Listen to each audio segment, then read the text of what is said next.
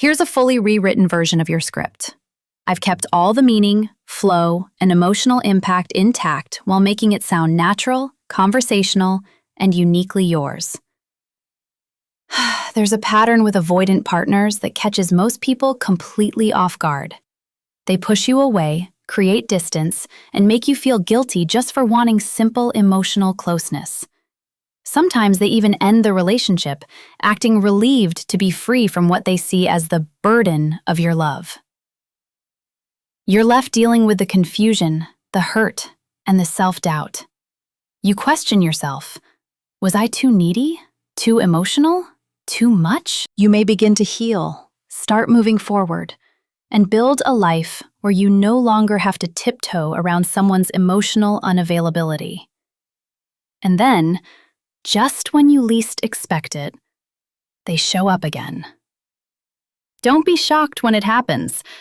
I'm telling you this because understanding this pattern changes everything. How you engage with avoidant partners, and how you protect your own emotional well-being. This isn't about giving false hope or suggesting you wait around for someone who can't show up for you. It's about recognizing the psychological reality of how avoidants deal with loss, regret, and their own emotions. Once you see this pattern clearly, you'll never be blindsided again. When avoidants pull away, it's not because they don't care. It's because they feel too much, and they don't know how to handle it. Emotional intimacy terrifies them. Their nervous system interprets closeness as a threat. Their early experiences taught them that being vulnerable leads to pain, that relying on others leads to hurt, that love comes with strings that eventually choke. Over time, they develop an elaborate defense system. Keep people at a distance while still staying connected enough to feel safe. When they sense you getting too close, when they feel truly seen, cared for, or understood, their internal alarm goes off.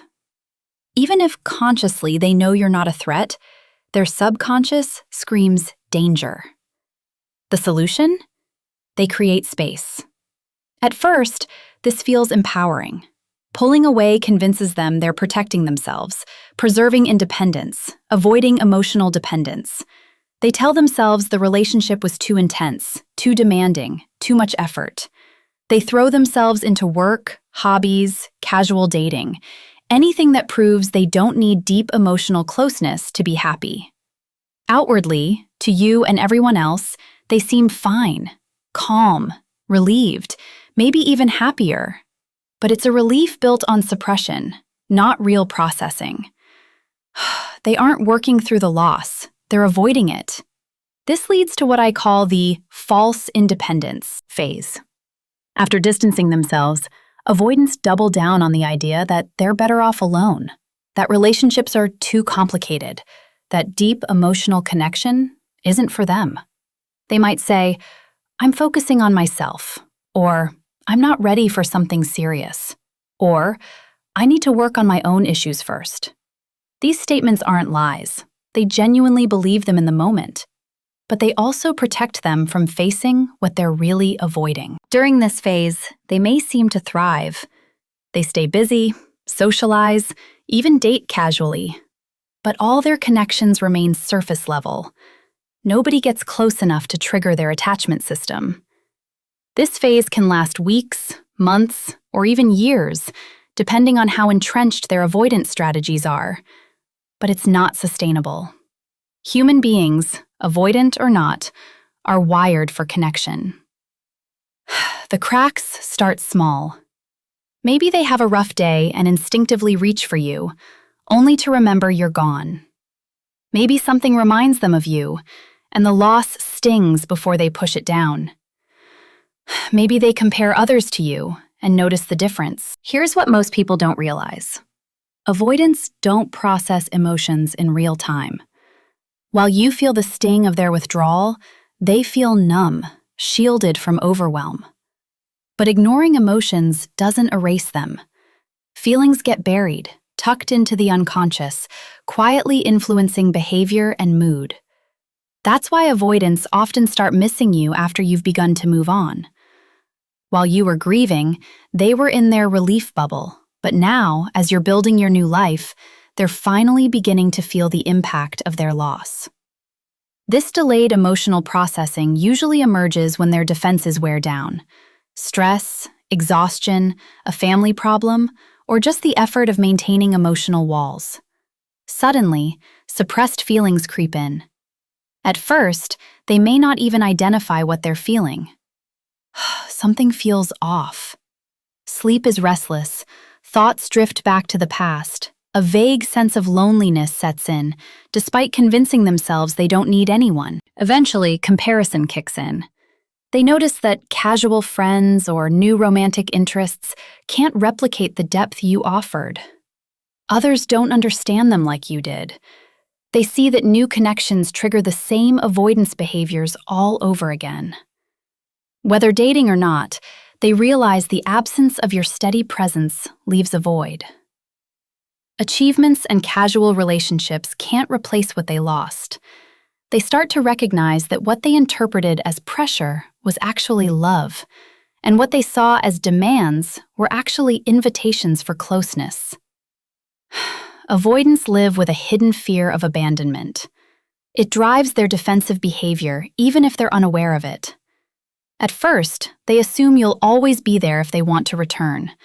But as you move on, a new fear emerges, that they might have lost you for good.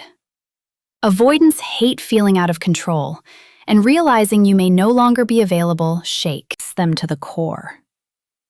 This fear triggers what psychologists call protest behaviors. Sudden, sometimes confusing attempts to recapture your attention or gauge if you're still emotionally invested. Regret follows quickly. And it's complicated, layered. They don't just miss you, they confront their own limitations. They regret not appreciating what they had, taking your patience and care for granted. They start to understand the cost of their avoidance and the permanence of what they may have lost.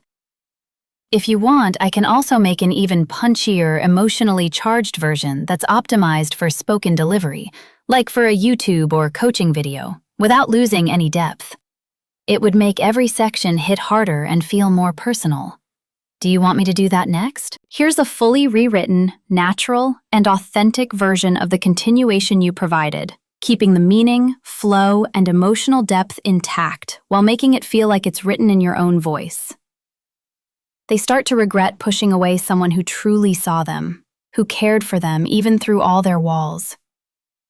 Even more painfully, they begin to regret their own emotional limitations. They see how their fears sabotaged something meaningful, how their defenses drove away exactly what they really needed. This self-awareness can be one of the hardest parts for them. They're forced to face their own role in their loneliness. Avoidants are often perfectionists, people who hate making mistakes, especially mistakes that hurt others. Realizing that their emotional unavailability caused someone else pain creates a heavy, specific kind of regret, and it's not easy for them to process. This regret can feel overwhelming. Avoidants aren't used to sitting with hard emotions. They may cycle through anger, sadness, shame, and longing, often without knowing how to handle any of it. As time passes, this regret often shifts into idealization. They start thinking about the relationship they lost, but they're not remembering it exactly as it was. They remember a version that highlights the things they miss most. They recall how safe you made them feel, forgetting that safety also scared them. They remember your patience and understanding, overlooking how they tested those qualities. They remember the good moments, minimizing conflicts and the ways they contributed to problems. This idealized version helps them miss you without having to fully confront their own role in the breakup. It focuses on what they lost, not why they lost it. But idealization also sets them up for unrealistic expectations. They might imagine that returning to you would only bring back the good parts, without addressing the patterns that caused issues in the first place. When avoidants decide they want to reconnect, they rarely approach directly. Fear of vulnerability and rejection leads them to test the waters first. They might like your social media posts or watch your stories, checking whether you block them or show openness to contact. If you don't shut them down, they take it as permission to reach out further. They might send casual texts like, "Saw something that reminded me of you," or "Hope you're doing well." These messages gauge your response without exposing too much of their own vulnerability. If your response is positive, they gradually increase contact, more frequent, slightly deeper, but they're constantly calibrating, ready to pull back at any hint of rejection or too much emotional expectation. This phase can feel frustrating for you, like manipulation or games, but for them, it's genuine self-protection. They're trying to reconnect without triggering their own panic. Eventually, the return comes. They might tell you they've been thinking about you, wonder if there's still a chance, admit mistakes, or simply say they miss you. The timing is rarely accidental. It often happens when you've started moving on, found peace, or begun dating someone new. Avoidants aren't psychic. They just sense that your forward movement makes the possibility of permanent loss real, which sparks their protest behaviors. They might not want full commitment, but they also don't want to lose you as an option. Why is this pattern so predictable? It's because of how avoidants are wired. Despite their independence narrative, they still have attachment needs. They can suppress these needs temporarily, but they can't erase them. Avoidants tend to learn through experience rather than insight. They often need to feel the consequences of their emotional unavailability before they grasp the cost. Their delayed emotional processing means that feelings about a relationship often surface long after it ends. By the time they recognize what they had, you may have moved on. Avoidants also struggle with unfinished business. Their need for control extends to closure and resolution, even in relationships they chose to leave. The idea that they hurt someone they cared about or made a mistake they can't undo can feel deeply unsettling. This need for resolution often drives their return more than a genuine desire to reconcile. Sometimes it's fueled by real growth, but often it's motivated by discomfort at being seen as the villain. Here's the hard truth. If an avoidant comes back without truly working on their attachment patterns, the cycle will repeat. You reconnect, things feel good for a while, then their fear of intimacy kicks in again. The second attempt might last longer because the stakes feel higher and they're aware of what they could lose. But unless they've done the inner work, the same triggers will push them away again.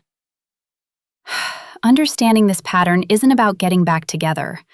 It's about protecting yourself from endless cycles of connection and abandonment. Don't be surprised if your avoidant comes back. They probably will. Don't let their return convince you they've changed unless there's clear evidence of genuine growth. Don't let their regret manipulate you into forgetting how their unavailability affected you. Their return isn't about your worth or their love.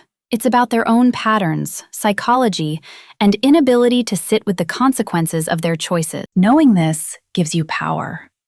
Power to decide whether they fit into your life or whether you've grown beyond needing their validation to feel whole. You've been warned. Now it's your choice what you do with that warning.